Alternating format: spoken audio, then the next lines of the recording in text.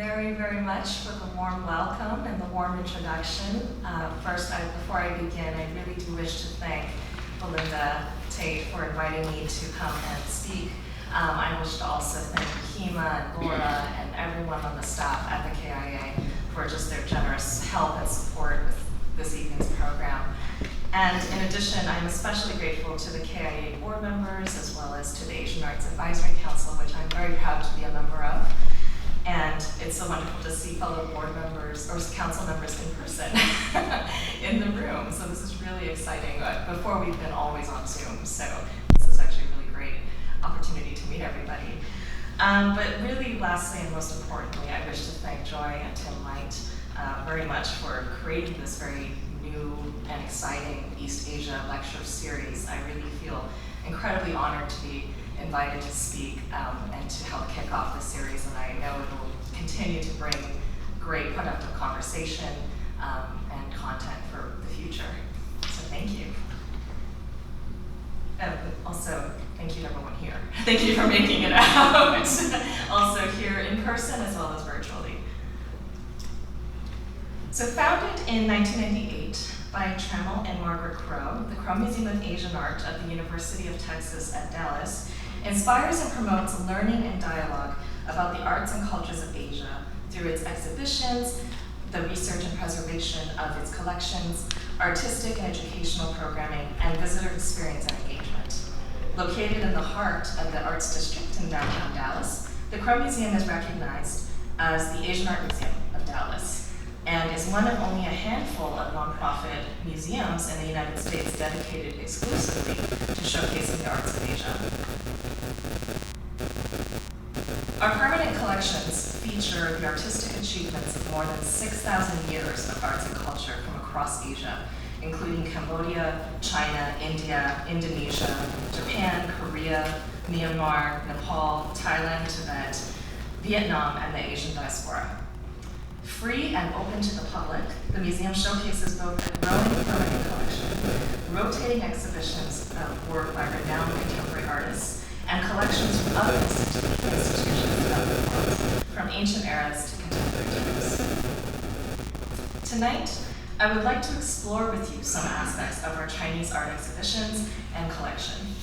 The collection of the Crow Museum is particularly rich in Chinese art.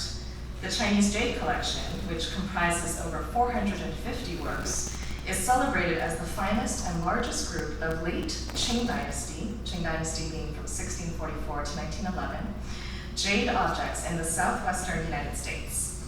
It boasts early examples of ritual objects. However, the majority of the museum's jades can be traced back to imperial and private jade workshops from the late Qing, with many intricately carved ornamental sculptures and pieces associated with the scholar studio, such as brush pots, vessels in the shape of archaic bronzes, wrist rests, seals, and table screens. So this assemblage of jade sculpture is complemented by other ornamental objects from the Qing Dynasty in our collection that is made from other types of mediums, such as carved ivory, rhinoceros horn, carved rock crystal, porcelain, cloisonné, and carved lacquer. Also in the museum's Chinese collection are important sacred and funerary objects ranging from early Tang Dynasty Sancai or three-color glazed stoneware, earthenware, also a large Ming Dynasty bronze Taoist date as seen here. He has been the guardian of our fountain ever since the beginning of the museum. The hand game that many of us are familiar with of rock, paper, scissors was played for fun to fairly settle disputes or to make decisions, but less commonly known is that the game itself originated in China from as early as the 2nd century. I'm referencing the game of rock, paper, scissors as a playful metaphor. I will begin with a look at the formation of the Crow Museum's collections, specifically jade, rock, from the museum's outstanding later period Chinese jade. And then we will turn to recent exhibitions of mountain landscapes and forms from nature as inspired by ink painting, paper, as well as recent contemporary site-responsive installations, scissors. This talk will highlight some of the connections that can be found in both the KIA and also the Crow Museum's collections and exhibitions. So beginning with rock. China's passion for jade, the passion for jade has existed in China for over 8,000 years. A prized and precious material, this cherished stone was historically synonymous with power and the emperor's divine right to rule. Over the centuries, the appreciation for jade widened to include not only the nobility, but the scholar, official, literati class, and wealthy elites, but even today, the larger global Chinese population. From its earliest use in the Neolithic period until the Han Dynasty of the 2nd century, jade had a significant place in ritual and burial practice. The ancient Chinese believed that jade objects possessed two remarkable qualities. It was protective, aiding in the deceased safe journey in the afterlife, and preservative. It was capable of preventing the decay of the body and ensuring immortality. This high regard for jade also stems from its physical qualities, which assumed very metaphorical associations that encapsulated the aspirations of mankind. Jade is a hard, resilient stone whose very toughness renders its carvings virtually indestructible, a trait easily transferable to notions of power, integrity, and righteousness. The celebrated philosopher Confucius equated the natural qualities of the stone to the best qualities of mankind. In response to a disciple's question of why jade is commonly valued more than stone, Confucius proceeded to list 11 virtues connected with it: kindness, wisdom, justice, courtesy, music, loyalty, faith, heaven, earth, morality, and the way, or the Tao. The term jade is frequently used indiscriminately to refer to two gem-like minerals, jadeite and nephrite. Both display similar physical characteristics, but differ in their chemical makeup. Nephrite has always been the more prized of the two, especially in its purest white state. The natural occurrence of minerals and the composition of stone can result in varying colors. Nephrite is most often pale green and white, while jadeite can have more brilliant hues. The Chrome Museum's Jade Collection hints at the broad range of these colors, from this creamy mutton fat white to even pale lavender, from just sort of pale green to like a very deep spinach green, from sweet yellow to a gray and russet brown. And these are just some examples of some of the pieces on view currently. This is probably one of our most popular pieces. Very, very thinly carved, single carved stone piece of this russet brown leaf with these lovely spider and cicada. Just showing you how thin it is.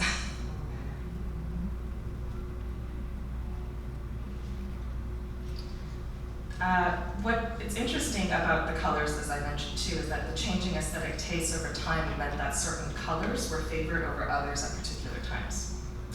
So as mentioned, the museum's Jade Collection contains over 450 pieces and features diverse examples that date from the Neolithic to the early 20th century. There are jade carvings that invoke the forms and shapes of archaic bronzes from the Shang and Zhou dynasties, as well as a considerable number of detailed examples from the later Ming and Qing. During the Qing dynasty, political conquest and advancements in production methods invigorated a very robust industry already, allowing for broader access to jade quarries and greater refinements of technique. Comprised primarily of fine objects from the late Qing period, Immortal Landscapes, Jade from the Collection, is currently on view now in the museum and highlights the significance of jade and its interconnectedness with Chinese philosophy and culture through the lens of China's most enduring artistic motif, mountain landscapes and other natural forms.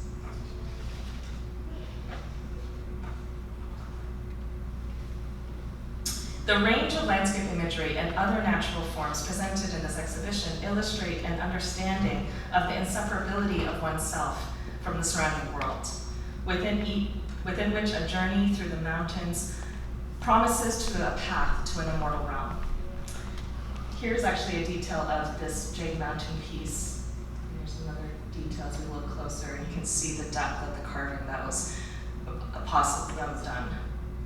The Chinese literati also loved to collect and display bizarrely shaped rocks in their scholar studios. This served as the foundation for the Qing period custom of owning many jade mountains produced in a variety of forms, such as this. This Jade Mountain is also remarkable for both its size. It's actually quite large, and also the carver's retention of the natural skin of the russet brown. So you can imagine when the carver was receiving the stone in its natural state, and it had this sort of natural veining of the brown with the stone on the inside. So the carver would have had to really interpret the stone and sort of drill downwards and pull from the actual, to be able to work with the natural coloring to create this composition so perfectly. The skin is cleverly fashioned into stylized clouds, and that contrasts with really the grayish-green interior. And the core shows through both in the front and the back. So if we were to see a back view, you can see that this piece can be walked, it can be circumambulated, and you can enjoy also scenes, detailed scenes from the back as well. For people restricted to urban centers at the time, filled with possibly pollution and noise, the ability to imagine oneself in such lofty company, in such a serene setting would have indeed been very refreshing and invigorating. Across a variety of object groupings, the exhibition also showcases how Chinese artisans ingeniously transformed jade stone into a range of motifs, including auspicious signs, figures, flora and fauna, fruits and vegetables, and idyllic abodes. These representations demonstrate the intersecting influences of imperial patronage, the Chinese ink landscape painting tradition, Buddhist and Taoist thought, and the tastes of the noble classes. This is just another example of sort of some of our jade carved scholars' objects. This is a brush washer in the shape of a curvy lotus leaf. And of course, we also have a lovely spinach green brush pot with decoration of like a rule compound buffalo and landscape. This jade example features elements of nature common in jade decorative art that allude to a hidden meaning or message. The white Nephrat vase is modeled after a bronze prototype and connected to its lid by a chain, which is juxtaposed with stalks of grain and lotus. One might ask oneself, why are these three things grouped together? In this piece, the visual images of vase, or vase, ping, lotus, he, and grain, sui, are grouped together to form the verbal expression. May peace and harmony go with you, year after year.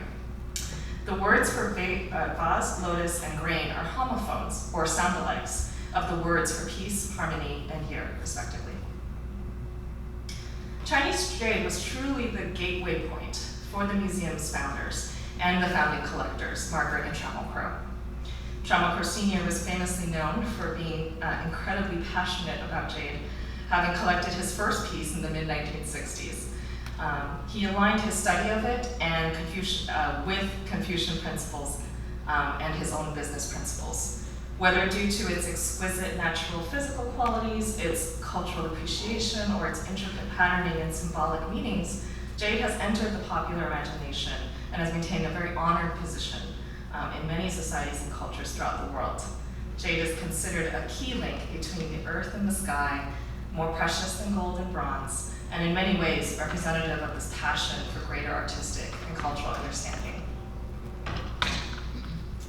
Mountains lie at the heart of Chinese culture and are an important theme within China's artistic traditions.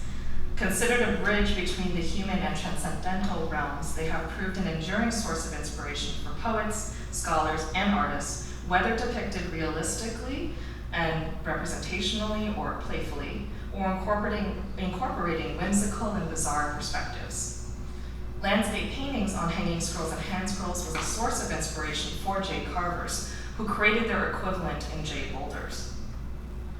The Qing Emperor Qianlong, who reigned from 1736 to 1795, who was a very noted calligrapher, poet, and patron of the arts, was the most celebrated collector and connoisseur of jade in Chinese history.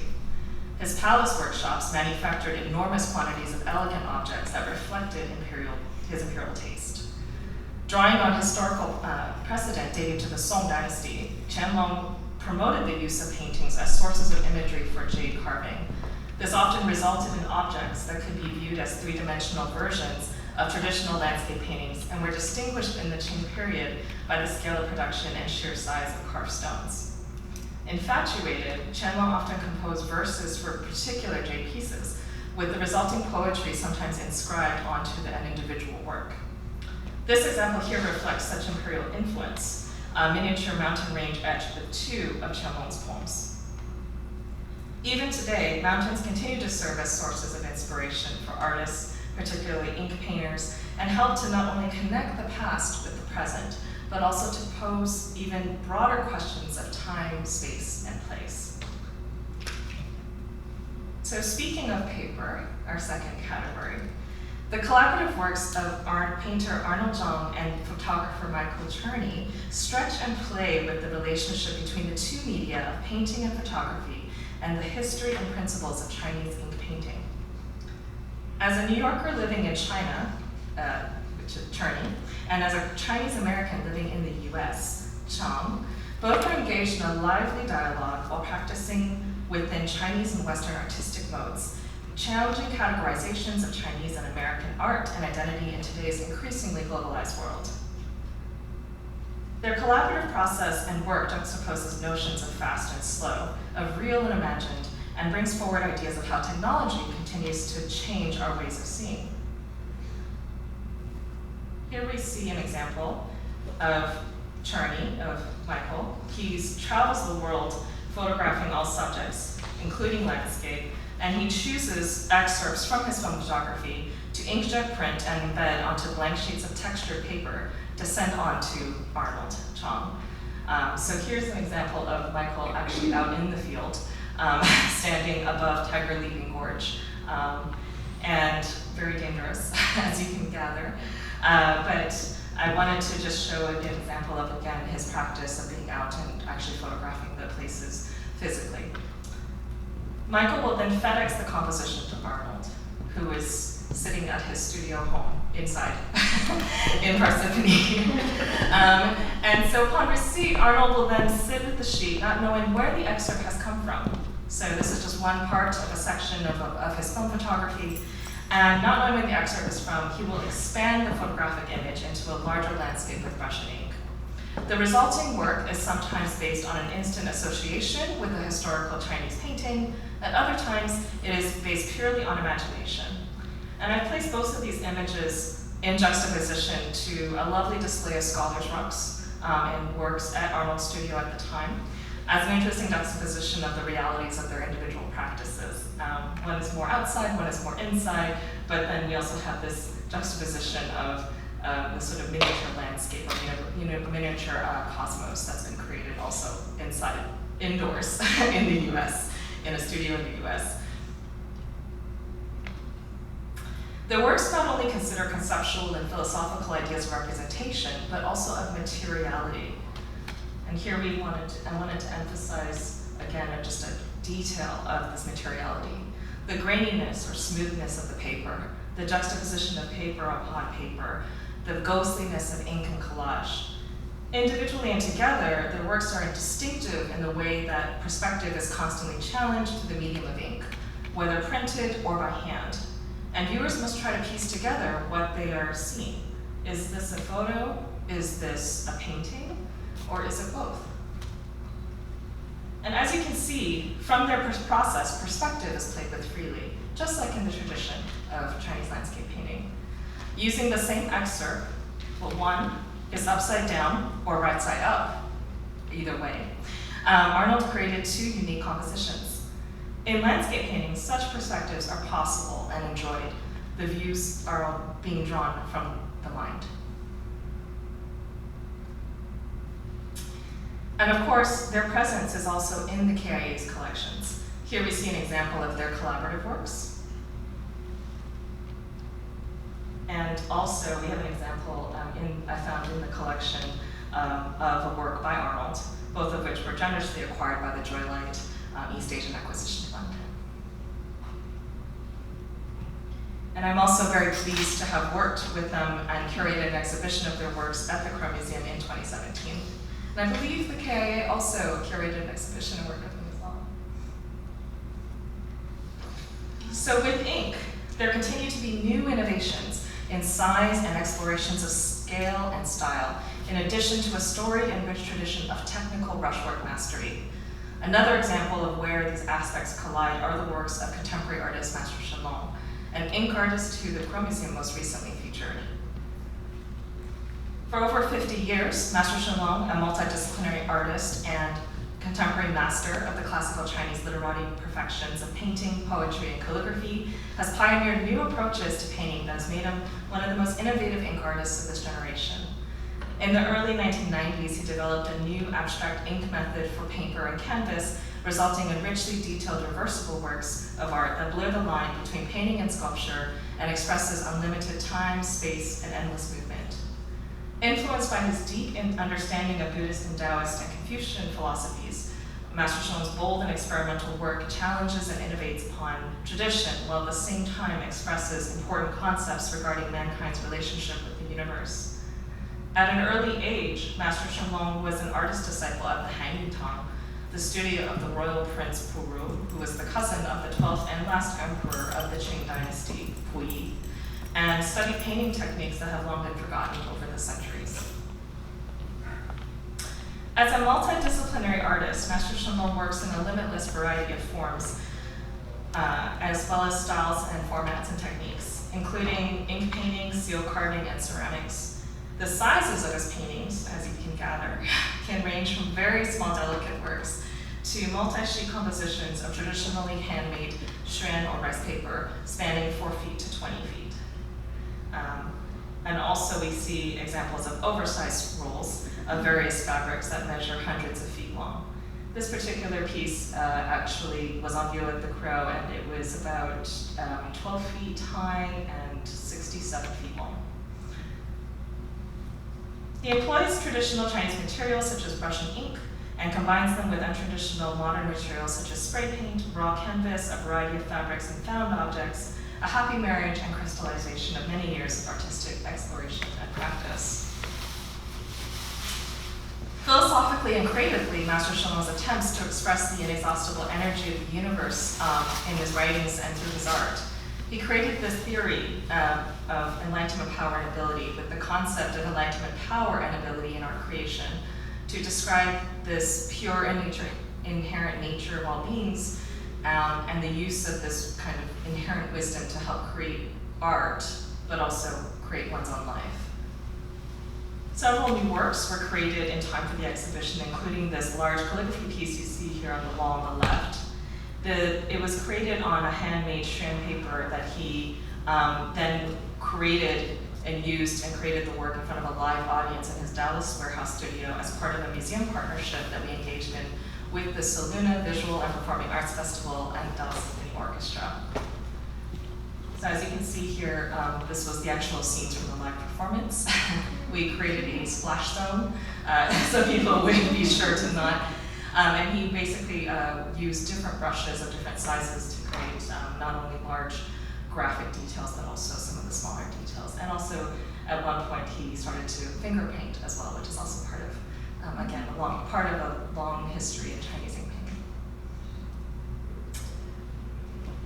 And in addition to what you saw on the wall piece there, the show featured a consideration of time as well. The roll you see before you is only, that you see before you on the platform, is not only 5 feet by 300 feet long in total length, but it was a work that the artist created over the course of 2 years, so from 2015 to 2017, and he worked on it a little bit every day in his studio. This exhibition served as not only the artist's mid-career retrospective, but is also the artist's first solo museum presentation in Texas. So while we are discussing mediums in a playful sense, rock and paper and scissors and jade and ink, there's still the question of this categorization of media and how that relates to artistic production and of how to categorize these works, which ultimately affects how we will understand Chinese artistic identity. We've seen through the work of Arnold and Michael and Master Shenlong the broadest range. While tied together via ink, their use and expression of it is very unique.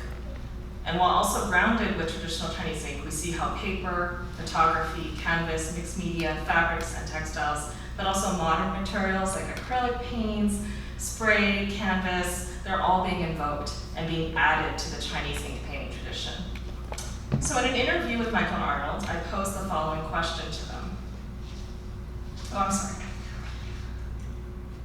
As you mentioned, Michael Cherney is a New Yorker living in China and you're of Chinese descent living in the US. Given that there's so much cultural crossover in today's world, what do you think it means to be an American or a Chinese artist today? And Arnold's answer I thought was incredibly interesting.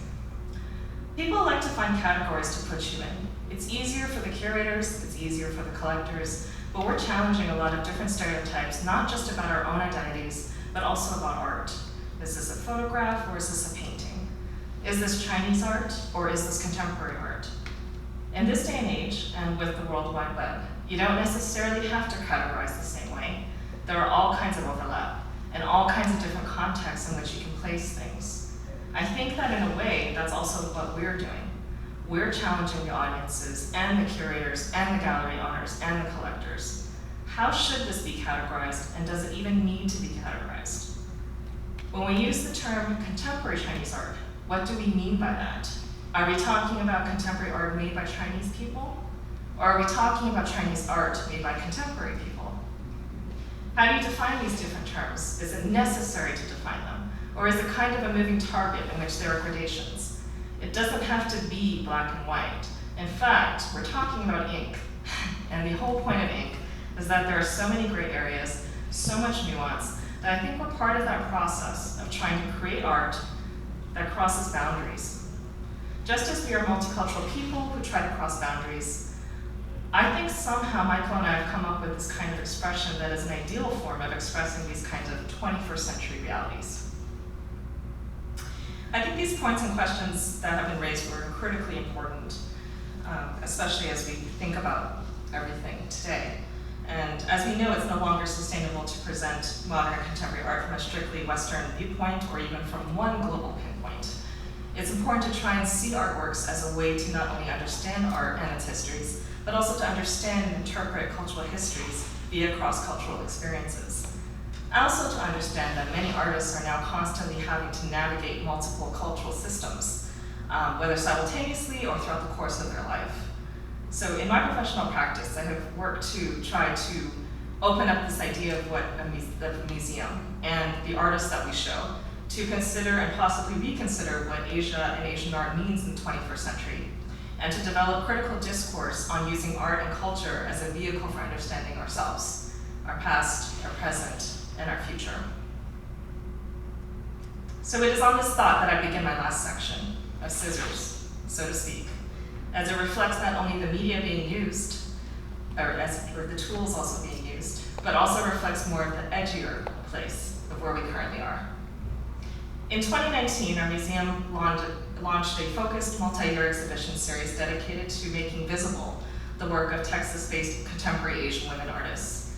Each of the artists presented in this program focused on contemporary issues both in Texas and abroad, giving voice to complex, humanized stories of identity, place, tradition, and modernity. As curator of the series, in my view, Bailey Liu was a natural and unanimous choice of the inaugural artist. Born in Jilin, China, Austin-based Bailey Liu is a visual artist who creates material and process-driven, site-responsive installations.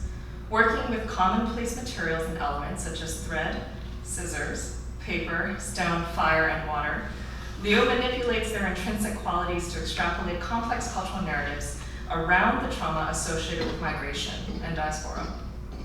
For her first major exhibition in Dallas, she created 2 site-responsive installations, Lure and Each and Every, in 2 of the museum's galleries that together touch on the theme of human connection. Liu's Lure installation borrowed from the ancient Chinese legend of the red thread, which tells that when children are born, invisible red threads connect them to their soulmates. Over the years of their lives, they come closer and eventually find each other, overcoming great social divides or physical distances. The installation made use of thousands of hand-coiled discs of red thread, each pierced at the center by a single sewing needle, enabling its suspension from the ceiling. A disc may be connected to another as a pair, and a pair of discs is made from a single thread. Subtle air currents would set the red disc coil swaying and turning slowly as the loose strands of thread on the floor drift and become entangled. Each composition of the series was carefully designed to respond to the given space and its architectural specificities. At the Crow Museum, this installation was designed to thematically and visually connect intentionally with Liu's second on-site installation, Each and Every. Liu's Each and Every piece was a large-scale, site-responsive installation and performance project consisting of hundreds of articles of children's clothing that have been preserved and quieted by industrial cement. Organized to line the gallery floor, yet poised just inches above the ground, the work occupies a rectilinear space that is expansive and penetrates the building structure. Though the garments have been transformed by cement, they maintain the folds, drapes, materiality familiar to fabric. Above the expanse of the clothing, hundreds of lines of cemented thread hang in an organic sequence, occupying the vertical space between the floor and the ceiling, guiding the viewer's eyes upwards, offering a sense of hope. In relationship to the piece, the artist was originally scheduled to perform a silent sewing of ripped and torn children's clothing within the gallery. Others who were invited to join, other people from the community, anyone who wished to join, they could, and they could silently sew, knit, or crochet, whatever have you. And as you can see, the original table with the ripped, torn children's clothing originally tended as part of the performance. As an artist, at the time a new mother and immigrant, Liu's installation and corresponding performance piece was conceptualized in response to the migrant children crisis and the separation of migrant children from their parents at the southern border of the United States. In contrast to Lure, while appearing to connect and appearing to hold up the clothing, the threads do not actually touch the expanse of the clothing. As the title of the work suggests, Each and Every is calling attention back to the individual experiences of these children and their families, and this micro-crisis continues to this very day. Throughout her career as a visual artist, Liu has been informed by her cross-cultural experiences, navigating two cultural systems, first as a child growing up in post-Mao China, then an international student, and later a female artist of color in the US. Her personal journey from the East to the West have shaped her work and fueled her ongoing desire to explore the lived experiences of those who also navigate on the margin. Now, more than ever in her work, the personal collides and converges with the political. Topics of diaspora, assimilation, survival, and this ultimate question of otherness versus our shared need for belonging are at the core of her research and creative process. Furthering the intentions of the artist and the work, the Crow Museum partnered with MAP, MAP, or Make Art with Purpose, a nonprofit platform that works with artists and designers and architects to produce creative projects that foster equity and inclusion and address social and environmental concerns throughout the world. In 2020, MAP created the theme of The Further We Roll, the More We Gain, which commemorated the 100th anniversary of the 19th Amendment in the United States Constitution that gave women the right to vote. A core component of MAP 2020 is the commissioning of local and national female artists to design flags to be installed throughout Dallas-Fort Worth that honors a woman who has had an impact upon their lives or to broader culture and society, or explores themes connected to the 19th Amendment. It is well documented that women, especially women of color, are underrepresented in the arts. So in partnership with MAP, the Crow Museum was one of the sites for the display of one of the flags in the Arts District.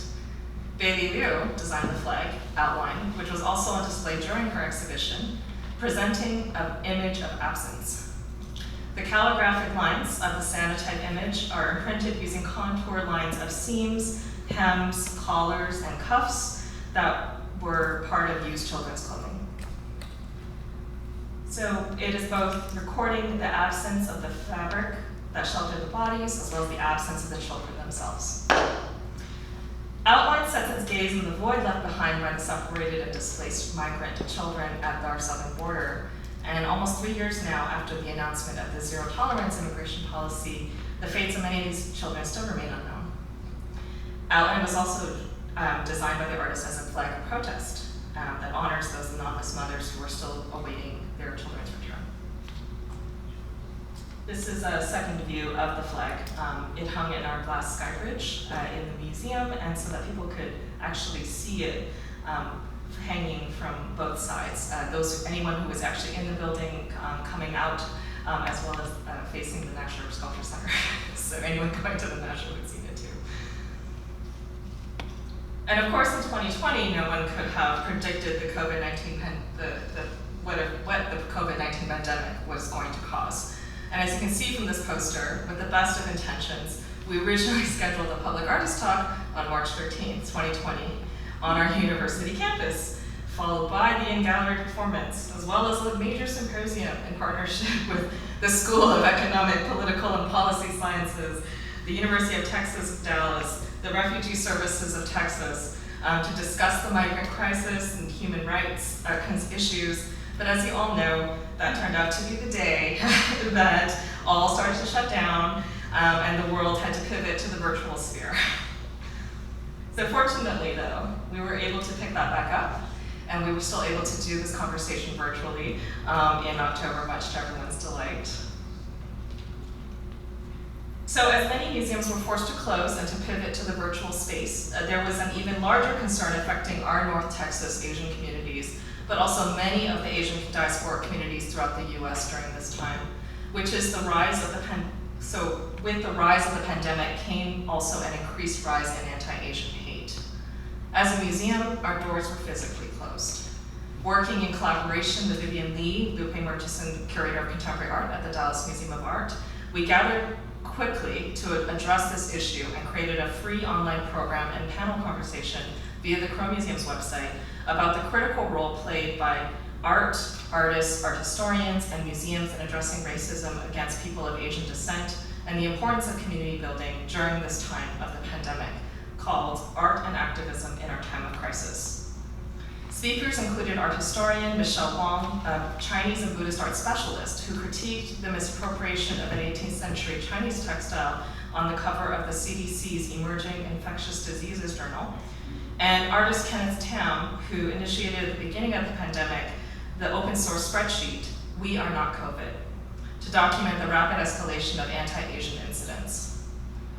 We were inspired by our colleagues, fellow art workers, artists, art historians, who were working outside of their own professional capacities in a lot of ways, but who were still trying to find ways to bring about social change. While it reflects a moment in time last year, sadly the topic continues to remain incredibly timely and relevant. There's still a lot of work to be done. And as a result of this work, our program received a Association of Art Museum Curators 2021 Curatorial Award of Excellence, which will hopefully help to broaden further exposure of this conversation. Also during this time of the pandemic, our museum also partnered heavily with other museums. As an Asian art museum, the concerns of the pandemic were terrifyingly real, and our museum chose to stand in solidarity with other major museums in the DFW area to help support a citywide public art campaign called Resist COVID, Take 6. Resist COVID, Take 6 was a public art campaign by artist Carrie Mae Weems that communicated healthcare messaging to help combat the spread of COVID-19, with specific interest in helping people of color. This multi-city project was led in Dallas-Fort Worth by Dallas Contemporary and a consortium of local nationally recognized museums, including the African American Museum of Dallas, the Amon Carter Museum of American Art, the Crow Museum of Art, the Dallas Museum of Art, the Modern Art Museum of Fort Worth, the National Sculpture Center, and also a newly formed Gazippian Investments group of cultural consultants and artists. The project title is an allusion to the recommended 6 feet of separation in social distancing.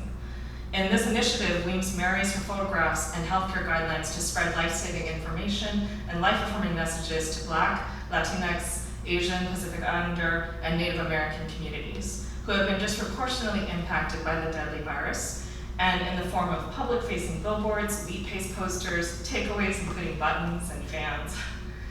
This messaging both promoted preventative measures and dispelled harmful falsehoods, while also paying homage to frontline and essential workers.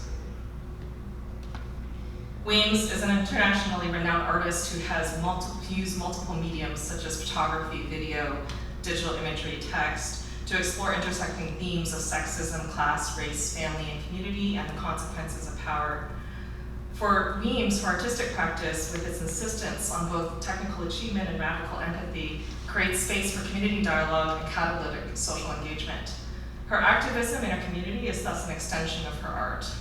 Weems' hope that Resist COVID Take 6 will be impactful in both its immediate messaging and in prompting a larger dialogue about the pandemic and its long-term consequences for those most severely affected. These are just some more views of some of the campaign that happens, that's spread throughout the cities. And in the previous view, you might notice that actually that's also our Koreatown in Dallas. But they were doing, we were doing multi-language messaging throughout the city. So before we conclude, I would like to share two updates. The first is a connection between the KIA and the Crow, not only in its interest in offerings in Chinese art, but also in Japanese art.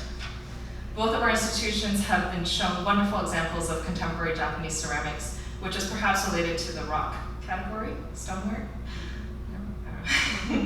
Here I share some images of recently curated exhibition currently on view at the Kerr Museum for Born of Fire, a show that is dedicated to featuring the work of contemporary Japanese women ceramic artists exclusively. While traditionally and still largely a male-dominated field, these women are breaking barriers and forging new ways of creating and thinking about ceramics that reflect changes in contemporary Japanese art and society. And I know that the KIA has an incredibly wonderful selection of contemporary Japanese ceramics in your collection, courtesy of Joy Light, as well as Carol and Jeffrey Horvitz. So it's just a pleasure to have that connection and know that they are such ardent supporters of this medium. These are just some examples of all women artists in the show. And I hope if you all have a chance to come to Dallas to please visit. And I'll make sure you see this as well. Secondly, this year we continued our Texas Asian Women Artists series with Tokyo-born Dallas-based artist Kana Harada, who produced new works during the time of the pandemic for us. Her works blend images of hope and positivity with visual innovations that create an imaginative universe of awe, wonder, and intimacy. In the exhibition Divine Spark, she pushes sculpture, installation, and painting in innovative directions. Consisting largely of multimedia sculptures with striking painted details, intricate paper-cut installations, and vibrant acrylic and watercolor paintings, she expresses the extraordinary that can be found in the ordinary, and the light that can be found in the darkness. Harada invited viewers to engage with her work by using the galleries as a space of contemplation and renewal, to embody her wishes for a peaceful and bright future for all.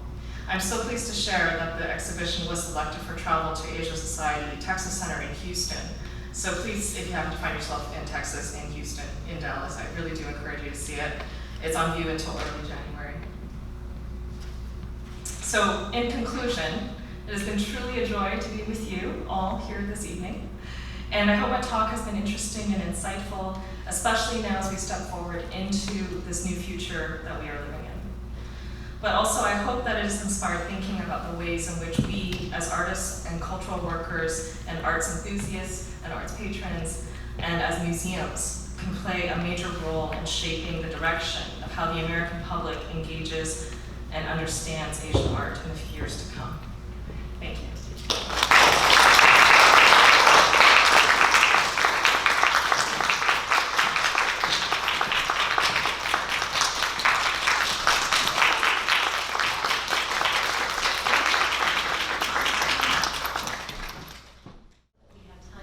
All of them, but our team will help move us along here. I did want to start off, first off, I think it's really clever that you had divided the vast amount of Asian art into rock, paper, scissors. You know, something really familiar and easy for us to understand. There is so much ground to cover, and you did a fantastic job doing that for us. One thing that we really noticed in, especially Chinese art as well, as you mentioned in your lecture, talk about the history of depicting the land in Chinese art. How this theme continues to be such a dynamic and fruitful theme for artists through the centuries.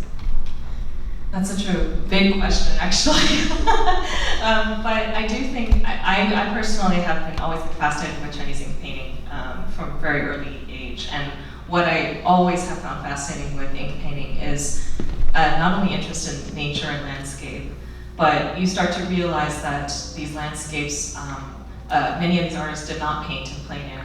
And you realize that these landscapes oftentimes are either painted from memory or they're being invoked from the mind and from the heart. And so that was something that I always felt I resonated with very much early on, and I think that message connects very much to artists today as well who are working in the ink tradition. There are, of course, excellent examples of paintings that are definitely mapping and recording actual physical locations and locales, imperial collections and such in the history of Chinese painting. But we do see that, you know, this sort of, maybe perhaps in the song, like the amateur ideal of being able to invoke the mind and the be able to express oneself authentically. Yeah, I think that's something that appeals to anyone. It's a real sense of freedom, I think. Mm-hmm. Something that definitely transcends the centuries and the time, and really that human connection, right, is very evident in all the pieces of art that you showed us. And now talking about Jade, very special, very beautiful. I think we can all agree we were so impressed by the intricacy found in those examples you showed us. What is your favorite thing about Jade? I'm sure you could go on, but it's really something that the Crow specializes in as well. Is there anything that really sticks out to you as to what makes that stone, that medium, really special? Yes, I definitely really just naturally love our Jade collection.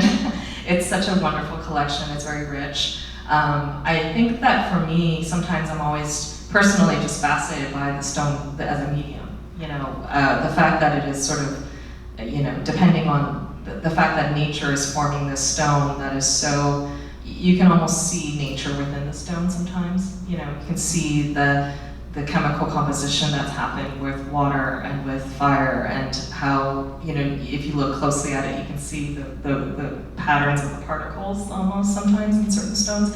And that's something that's incredibly enjoyable to experience, like the texture. But also what I love about Jade too is just this realization also of the labor and the work and the technical mastery one must have, and recognizing that so many of these jades, many before the 19th century, they did not have the sort of diamond tip tools or technology that we are more accustomed to today, that would allow for the carving of the stone to be done.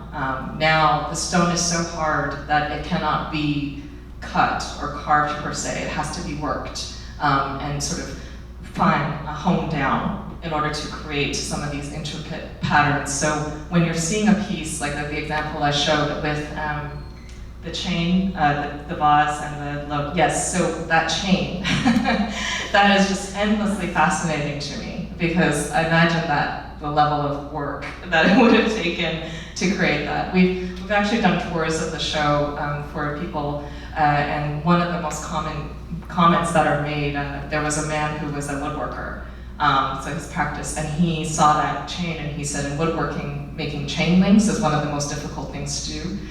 So to see that in Jade, he was just absolutely floored. Yeah. How amazing to think that that was one piece of stone. I could almost pick up that chain, right? Couldn't you imagine just picking that up as a separate piece? Absolutely. Astounding artistry. Now about scissors, what are some of the challenges and thrills of working with site-specific installations? You showed us some really great examples. The joys and challenges. Your thoughts? I think, I'm sure many curators have their war stories of what happens during installation, the things that we don't see behind the scenes. I think you know, I've done some shows. Babies actually went really smoothly, but it still required a lot of effort. So what we don't see before the artist arrived on site, we had to install a full grid in our ceiling.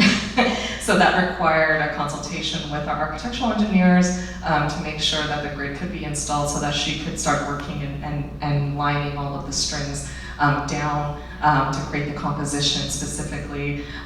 So as effortless as these compositions look, there was a whole thing that needed to happen with an investigation into our building soffits and ceilings and making sure that the insulation would hold. Yes, there are definitely. You guys make it look easy, right? I mean, they worked really hard. Send me really, I hate to when things look, oh, just flawless, right? And there's a lot of work behind that, and we appreciate that perspective. A question from the audience here. Do you think women Asian artists have been overlooked? I think that, I mean, I do feel that, I think in certain fields that women are still not as widely recognized. I think I wanted to bring forward the exhibition that we're doing now with Board of Fire and the contemporary Japanese women ceramic artists, and the reality of the fact that it is still, the contemporary ceramic scene is still very much male dominated. And it was important to be able to highlight and feature these women who are really creating incredible pieces, really innovating in technique, and masters in their own right. But definitely, it's just, unfortunately, the way that the system is in the arts. Actually, in Japan, not enough women are actually represented, and they're not on the judging boards for the juries, for the national juries, and so we start to see that they may not necessarily always be selected. And so I think this is a real thing, you know. So I think it's important that we can, but you know, our exhibitions, at, you know, for example, at the KIA and the Crow, when we're highlighting these women artists, it brings attention to them in Japan, and we're able to help continue to, you know, enrich their careers. And I think that's part of our mission. Thank you for that insight there. And you know, this might be a tough one to answer here. Maybe you would have a few answers for this. Of all the works, all the shows that you've highlighted, any particular favorites, or at least something that really sticks out to you? Something that just really sticks out, any favorites? You're hard to choose, I suspect. That is a hard one. It's like Sophie's Choice, we're trying to choose between children. Just like the other ones. Exactly. Anything that kind of sticks out for you? No, I have to say I really, oh gosh, there's so many great experiences I've had.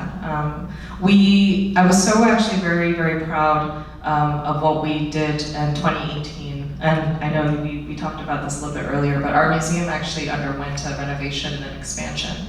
And so probably the biggest professional job I had to date at that time was to do a complete reinstallation of all of our galleries for the grand reopening. And so I will always think fondly of that time, and we also commissioned a contemporary artist, Jacqueline Chao, to create a site-responsive installation in our grand gallery. Those were the moments that it was just, the museum was bright and shiny and new, and the installations were beautiful, and it was a really great opportunity to refresh. So I'll always remember that time. A lot of hard work, I imagine, had gone into that, and reinstalling everything. That's a lot of work. So we know a lot goes into all of that. Another question here. Let's go back to the Jade. It's very unique for Chinese and Asian art, so we have a lot of questions about that. Thoughts about how did they do the Jade?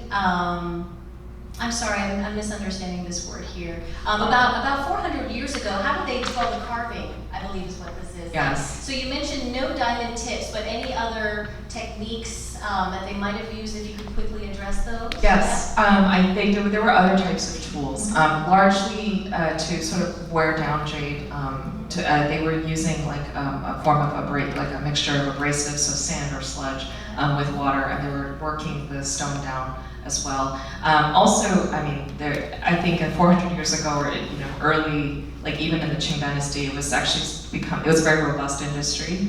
I mean, jade has existed since Neolithic times, but in the Qing Dynasty, it had more of a system. So it was very possible for some of these workshops where there was almost like a guild system where or workshop system where maybe one person was responsible for one thing, one person responsible for another thing.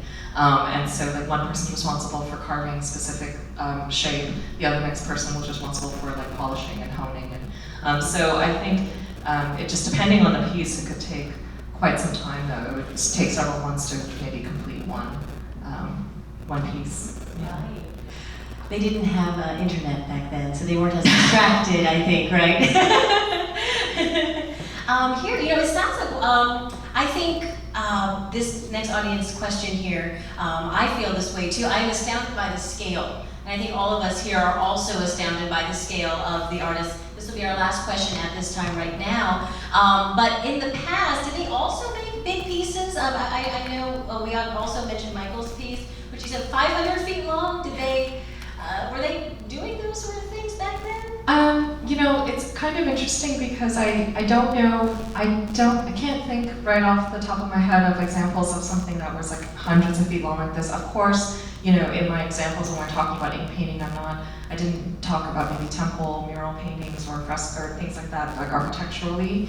But I don't recall any, perhaps that size or that use of raw canvas. I mean, it's it's more traditional to be using handmade paper, like shred paper, or you know, ink and brush. It's so traditional to do it that way. So the fact that these artists today are doing like larger and larger sizes, like installation sizes, I think that's really interesting, and I only know it's just going to keep continuing in that way. So. Dr. Chao, thank you so much for being here tonight, for sharing your expertise, insight, knowledge with us, and coming to Kalamazoo. It's such a pleasure, and it's a pleasure for all of you to be here and join us as well. Thank you for your time, for your travels. Everyone, good night.